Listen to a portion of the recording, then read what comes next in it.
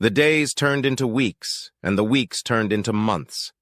Emily continued to work tirelessly on the farm, doing everything she could to keep it running.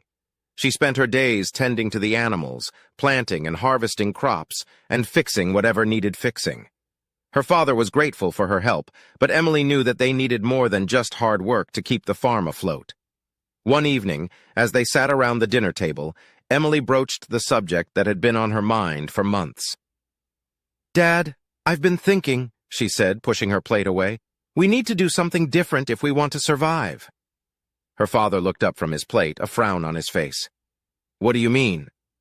"I mean we need to diversify," Emily explained. "We can't just rely on crops and livestock anymore. We need to find new ways to make money."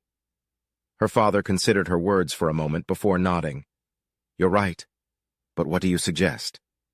Emily had been thinking about this for a long time, and she had a plan. "What if we started a farm-to-table restaurant?" she suggested. "We could use the produce we grow on the farm, and people would pay a premium for it." Her father looked skeptical. "That's a lot of work, Emily, and we don't know anything about running a restaurant." "But we can learn," Emily countered. "And it could be our ticket to survival. We have the land, the produce, and the skills. We just need to take the leap." Her father looked at her for a long moment before nodding. "Okay, let's do it. But we'll need to start small and build from there." Over the next few weeks, Emily and her father worked on converting an old barn into a restaurant. They painted, installed a kitchen, and bought tables and chairs. Emily researched recipes and menu ideas, and her father tended to the crops they would use in their dishes. Finally, after months of hard work, the restaurant was ready to open. Emily had invited some of the locals to a soft opening, and the response was overwhelming. The food was delicious, and people loved the idea of eating fresh produce straight from the farm. Over the next few months, the restaurant became a hit.